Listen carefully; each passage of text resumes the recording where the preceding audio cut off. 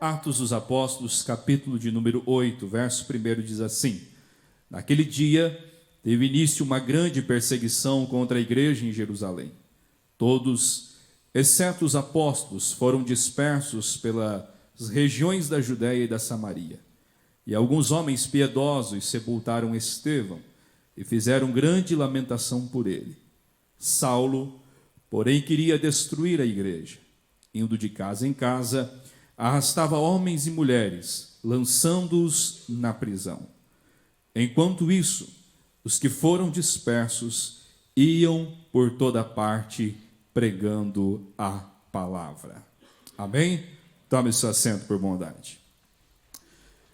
Queridos, o início da igreja já é marcado por perseguição.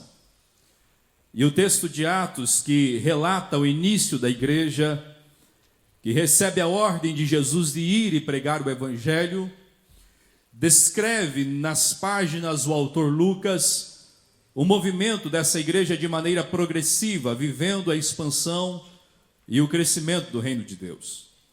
É importante pensar que no capítulo 4 nós temos uma primeira manifestação de perseguição.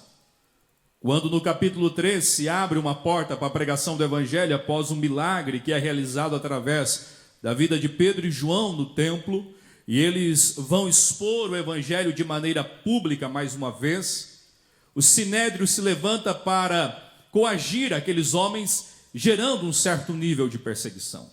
Ali eles já são açoitados, ali eles já sofrem ameaças e são devolvidos para a vida comum. Depois nossos irmãos continuam enfrentando perseguição, e no capítulo 6 aparece um homem chamado Estevão, que é cheio do Espírito de Deus e de sabedoria. E ele começa também a expor e a falar sobre as verdades do evangelho, a revelação de Cristo Jesus, e isso vai instigar ira novamente no sinédrio. No capítulo 7, nós vamos ver que Estevão debate com os fariseus, e os fariseus não conseguem vencê-lo no discurso, então eles vão instigar a multidão para que se levantem contra a vida de Estevão em um apedrejamento, e eles fazem com que esse homem tenha a sua vida entregue abaixo de pedras. Enquanto esse homem está morrendo, ele tem um testemunho a dizer, porque ele levanta os seus olhos, olha para o céu e ele vê a glória de Deus, os céus abertos, e ele vê Jesus assentado à direita do Pai, e a sua vida é entregue em adoração ao Senhor por tudo aquilo que ele estava vivendo. Tal movimento vai instigar o sinédrio a iniciar uma perseguição violenta contra a igreja. E aí a gente chega no capítulo 8, que é o capítulo que nós lemos, aonde a perseguição não vai estar sobre a vida dos apóstolos apenas, mas a perseguição vai começar sobre a vida da igreja.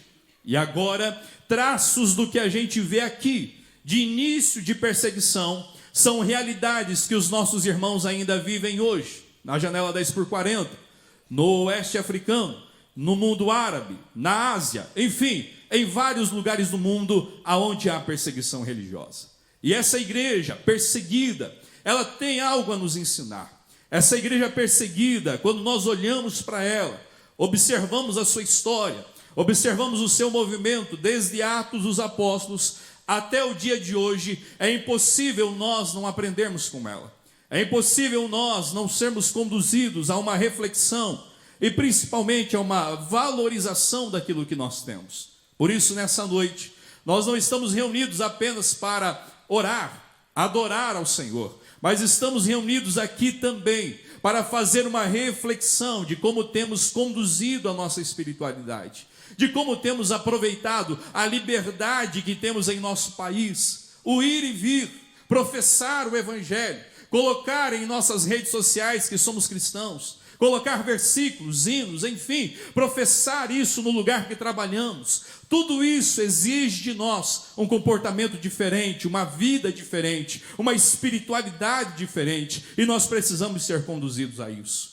Mas há 3 realidades que eu gostaria de pensar com vocês nesta noite, e a primeira delas é que a igreja missional, ela não cumpre a sua missão apenas em momentos favoráveis. Essa é a primeira verdade que a igreja perseguida me ensina, que a nossa missão ela não é vivida apenas quando as coisas vão bem, e apenas quando a gente está fluindo na nossa vida, ou quando tudo está ao nosso favor. Porque esses irmãos do texto de Atos, eles estão enfrentando uma grande perseguição. Eles estão enfrentando um momento desafiador da sua vida. A história de Saulo vai nos contar que a perseguição que se inicia era de casa em casa, observando os cristãos, tirando eles de casa, trazendo e expondo em prisões, em açoites, e alguns pagando com a própria vida. Esses irmãos passavam por um sofrimento muito grande por causa do evangelho. As dificuldades estavam presentes na sua vida, mas mesmo nesse cenário de perseguição, onde talvez nós pensaríamos que era o final da igreja, a gente vê que ela continua avançando, ela continua crescendo, ela continua desenvolvendo, e o discorrer de Atos testemunha a nós que esta igreja avançou, e avançou muito para a glória do nome de Jesus, mesmo em um cenário de perseguição.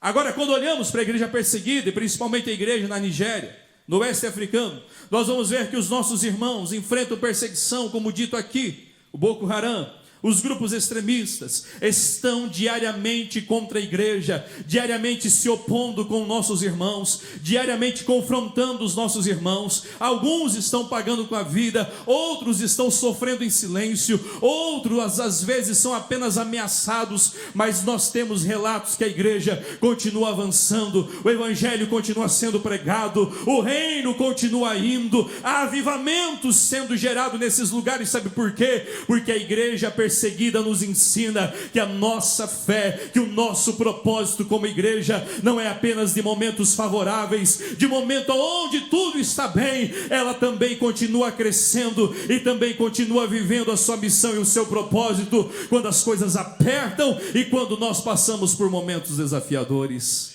A igreja perseguida tem isso a nos ensinar. E aí é necessário perguntar: como que nós estamos respondendo aos tempos desafiadores? Como que nós estamos respondendo aos conflitos que estamos vivendo?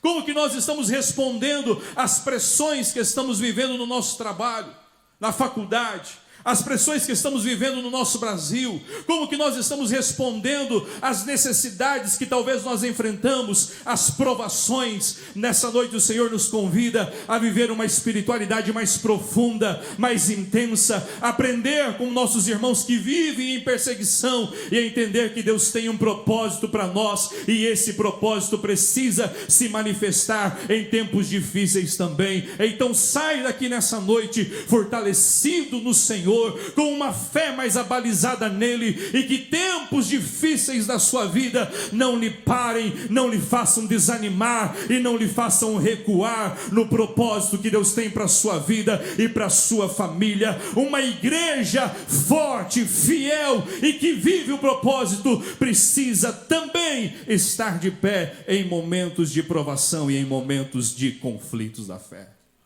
A segunda verdade que eu aprendo com esta igreja é de que a nossa missão, ela não é uma missão geográfica ou definida por um lugar geográfico, mas ela é uma missão existencial.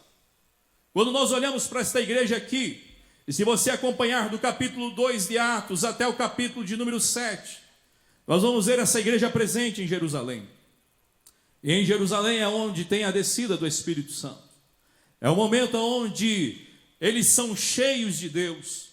E a partir dali começam a acontecer coisas extraordinárias naquela cidade. Há milagres, há sinais, há prodígios. Coisas que nunca foram vistas na história são agora acompanhadas diariamente. Há uma generosidade no coração dos irmãos. Ninguém tem necessidade quando se converte, vem à comunidade. O povo está crescendo, as coisas estão fluindo. Há um movimento do Senhor que ninguém queria sair de Jerusalém. Há uma vontade de permanecer ali, porque o Espírito está atuando naquele lugar. Agora, quando vem a perseguição, os nossos irmãos são empurrados para fora de Jerusalém. O texto vai dizer que eles são obrigados a sair dali, indo para algumas regiões da Judéia e da Samaria. É importante pensar, e talvez nós se estivéssemos lá, ficaríamos em crise com o movimento de ter que sair. Talvez encararíamos aquilo como um desafio maior, mas a luta pela vida nos empurrou a essa ação de mudar de cidade. Mas quando nós lemos o capítulo 8, a partir do verso 5, Filipe é um exemplo desses homens que saem de Jerusalém e que vai para uma região da Samaria. E quando ele vai para a região da Samaria, a gente vê que o mesmo movimento que estava em Jerusalém é o movimento que acompanha os discípulos de Jesus, por onde eles estão indo. Pelas mãos de Filipe e pela sua boca, Deus faz milagres extraordinários em Samaria, sinais e prodígios acontecem, ao ponto em que quando os apóstolos ouvem o que estava acontecendo lá, eles também fazem um movimento para ver quão grande era a obra do Espírito Santo em Samaria. Sabe por quê? Porque a obra missionária e o propósito da igreja não é definido por um lugar geográfico, não é definido por uma estrutura, não é definido por um ambiente, mas é definido por uma vida guiada e conduzida pelo Espírito. E aonde nós estamos, se estivermos em comunhão com Ele, ali esse propósito vai se revelar e vai se tornar uma realidade acessível a todos os que estão perto de nós.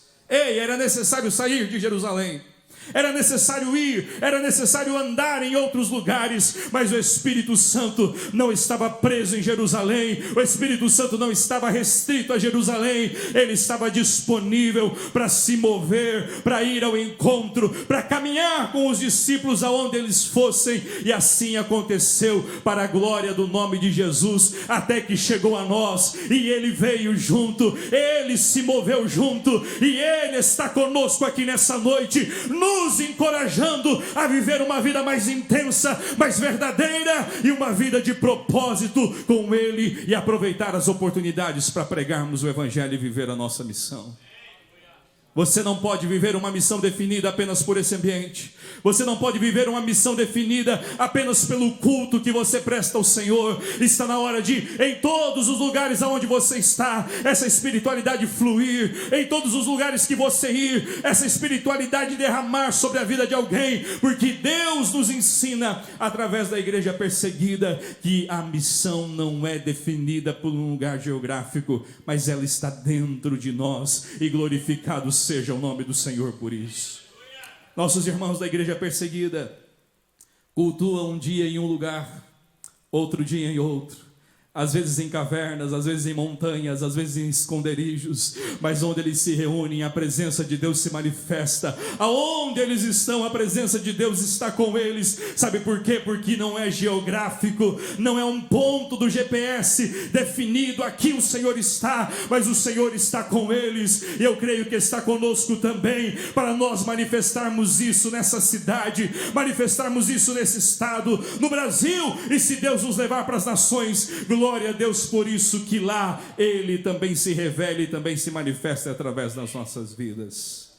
Para encerrar, a terceira verdade que a igreja perseguida me ensina é de que nós precisamos viver uma vida mais intencional. É necessário sair de Jerusalém por causa da perseguição. E há um movimento de, em primeiro lugar, salvar a vida, salvar a família. A gente se move porque precisamos continuar vivendo. Os irmãos fogem porque precisam permanecer com vida. E as outras coisas a gente constrói para onde a gente vai. Mas a realidade que a gente vê aqui é que esses irmãos fazem desse movimento necessário para a vida deles e urgente, que pega eles de surpresa. Eles fazem desse movimento um movimento de propósito em prol do reino de Deus. Esses irmãos se recusam apenas se mover de lugar para salvar a vida apenas. Esses irmãos se recusam apenas sair de Jerusalém para que continuassem vivendo. Porque se fosse esse o propósito primordial deles, quando chegassem a algum lugar em que encontrassem segurança, a primeira coisa que fariam não era mais falar de Jesus, não era mais pregar o Evangelho, não era mais pregar essa palavra poderosa, mas o que a gente vai ler em Atos 5, e a partir, melhor dizendo, 8, 9, e por aí vai, 11, 13, 14, 15, no decorrer de Atos, é que essa igreja, ela se move com um propósito, ela se move de maneira intencional. Sim, era sofrimento. Sim, era perseguição. Sim, era um momento de dor, e por que não dizer que os nossos irmãos se moveram em pânico, em medo, talvez em grande provação, talvez deixando coisas para trás, mas se moveram olhando para aquele momento como um momento de viver uma vida missional e de serem mais intencional, e aonde chegavam, aonde iam, pregavam a palavra e o Senhor cooperava com eles. Sabe por quê? Porque a igreja perseguida me ensina que a nossa vida não é feita de acaso, não é feita de movimentos vazios, a nossa vida não é feita de movimentos de urgência. Aquilo que acontece com nós precisa ser revertido em um momento e um movimento intencional para a glória do nome de Jesus. Esses irmãos vão e pregam o evangelho, e aonde eles chegam, o Senhor coopera com eles. E você vai ver que algumas igrejas nascem, e dentre elas eu destaco a igreja de Antioquia. Nasce desse movimento de irmãos que fogem de Jerusalém, e a igreja de Antioquia, a partir do capítulo 13, vai se tornar a igreja mãe das missões transcultural, enviando ninguém mais, ninguém menos do que Paulo e Barnabé para fazer uma obra extraordinária nas nações. Sabe por quê? Porque irmãos se moveram com uma intenção no coração. Estamos fugindo, estamos sim nos movendo, talvez num período que não queríamos, ou de um modo como não queríamos, mas se o Senhor quer que a gente se mova, então a gente vai viver o evangelho, a gente vai pregar essa palavra, a gente vai manifestar esse reino, a gente vai levar a verdade do evangelho, e o nome do Senhor será glorificado aonde nós chegarmos. E aí é impossível lembrar as palavras de Jesus, ou melhor dizendo, não tem como não lembrar. Lembra de Atos 1:8? Vocês receberão o poder do Espírito que há de vir sobre vocês, e vocês serão minhas, tanto em Judeia e até... E para onde a igreja está indo? Para onde? Para a Judeia e para... Sabe por quê?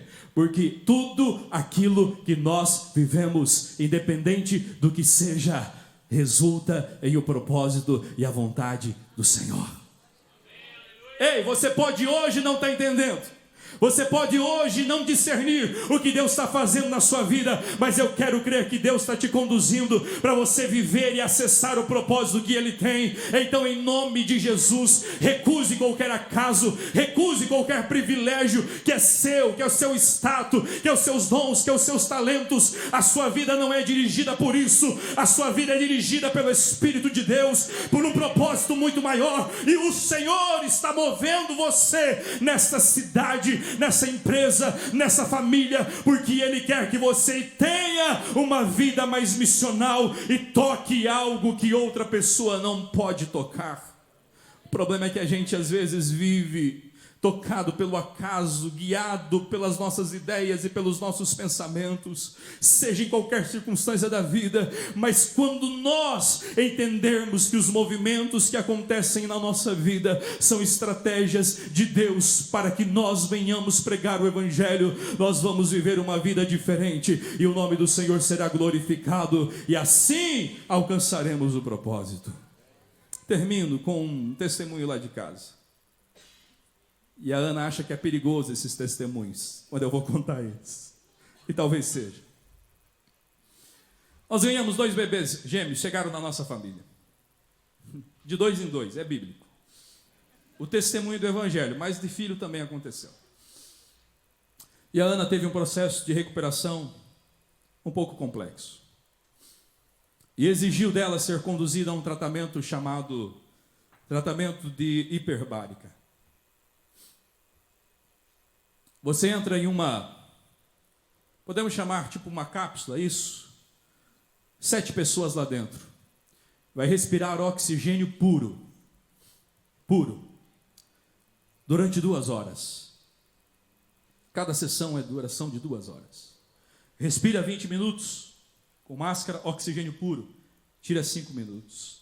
Respira de novo mais 20. Assim durante 2 horas. Isso vai ajudar no processo em que as suas células possam responder melhor em processos de cicatrização. Fizemos isso por causa da cesárea. Não entendemos em primeiro momento. As lágrimas estavam lá. Os questionamentos estavam lá também. Principalmente o financeiro, quem vai pagar isso? Mas também a questão de estar todo dia no hospital 2 horas, para sentar lá e crer que aquele processo daria certo. Eu não lembro qual a sessão, mas foi depois da 20, porque a Ana fez aproximadamente 30, ou um pouco mais. Mas eu lembro que depois das 20, a Ana teve a oportunidade de uma tarde inteira testemunhar do Senhor Jesus naquele lugar. Se abriu a porta para a pregação do Evangelho. Pessoas começaram a perguntar sobre a fé. Pessoas começaram a perguntar sobre o que era Jesus. E principalmente gente que conhece essa igreja e que dizia: eu conheço o seu pastor. Na verdade, eu vou voltar para a igreja, eu vou ter que ir lá. E quando a Ana saiu, eu encontrei ela diferente aquele dia, porque ela entrou no carro, abriu a porta, melhor dizendo, entrou no carro e sentou, olhou para mim e disse: eu acho que entendi o propósito de eu ter vindo para esse lugar e passar por todas essas sessões. E eu logo quis saber o que era, e ela falou: Deus abriu uma porta para a pregação do Evangelho aqui essa tarde, e eu entrei com força, sem medo, preguei o Evangelho, e eu creio que Deus vai salvar pessoas nesse lugar. Eu creio que Deus vai transformar vida. E ali teve gente que saiu dizendo: olha, eu vou procurar a igreja de volta, eu vou voltar para Jesus. Sabe o que é isso? É nós entendermos que não tem acaso, é nós entendermos que não é coisa da vida, é entendermos que Deus tem um propósito para nós e nos movermos de maneira intencional. É isso que a igreja perseguida tem a nos ensinar.